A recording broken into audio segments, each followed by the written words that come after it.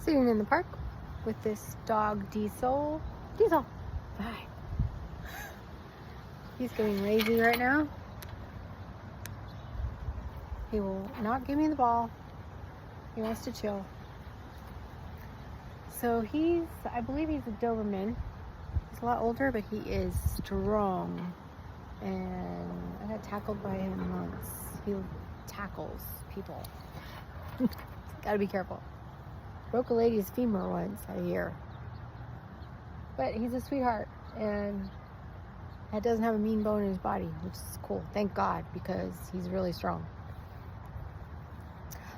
I've always liked things that scare me a little bit, and it's kind of a blessing and a curse, actually, because it's good that I'm a risk taker, but it's also got me in some trouble over my lifetime. The things that scare you a little bit are good for you. They stretch you. I found that I'd much rather take a risk and find out I was wrong, or if it doesn't come, I always learn something when I take a risk. And that's what's good about doing stuff that scares you.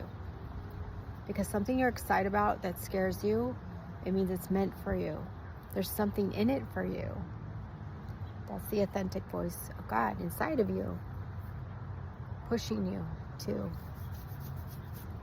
pursue that. It's part of your purpose. It's part of God's plan. And I found that I tried to ignore that voice along the way, and it just got more painful and more painful. If God is nagging at you to do something, you got to do it. And ASAP. Or it's just going to keep hurting. Another thing that was on my mind today, as I was talking to my husband about the death of Rich Piana. You know, he died at 47, I hear. And he took a lot of steroids, I guess. I don't know a lot about him, but it pains me that, you know, because of the drugs, he had to die an early death, it seems. Because everything's perception, you know, and nothing happens in God's world by mistake. However, I feel this calling to tell you, do not use steroids unless it's for your health, not so that you just look a certain way or to please people. God doesn't want you to die an early death. God wants you to be happy, joyous, and free in everything. And you talk about honesty, and you want people to be honest with you and authentic. However, it's catching up with you that you're not. So, you know, I'm a recovering alcoholic addict, 19 years, and steroids count too. Secrets are not good. Anything that you're keeping a secret is going to come back to hurt you. So don't do that. We're on the tennis court because the park is occupied at the moment. Playing on the tennis court.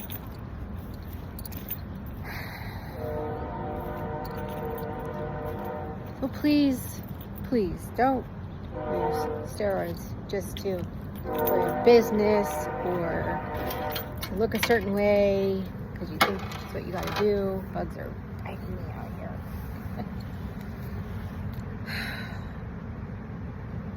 They count too. Steroids are a drug too. And you must be honest through and through. I do not want you to learn. Not that I don't want you to die early death. Source, higher power, whatever you call it. You are not supposed to die an early death imposed by mind-altering substances. You talk about the importance of being sober and being honest and having integrity, and you need to walk that line too. You need to be honest through and through. Everything you do. Honesty is key to being free, and it's a daily thing that you must pay attention to. You must, no pretending that you have things in designer bags or empty shopping bags, or that you have expensive things that you can't afford, or whatever it may be. I'm not saying that you specifically have that. It's whatever you're being dishonest about, there's no room for any of it. If you truly want to have the best life and be free ultimately, internally, then honesty, rigorous honesty is the key. Not just cash register honesty, we call it, when it's convenient for you. Rigorous honesty is the only thing that will do.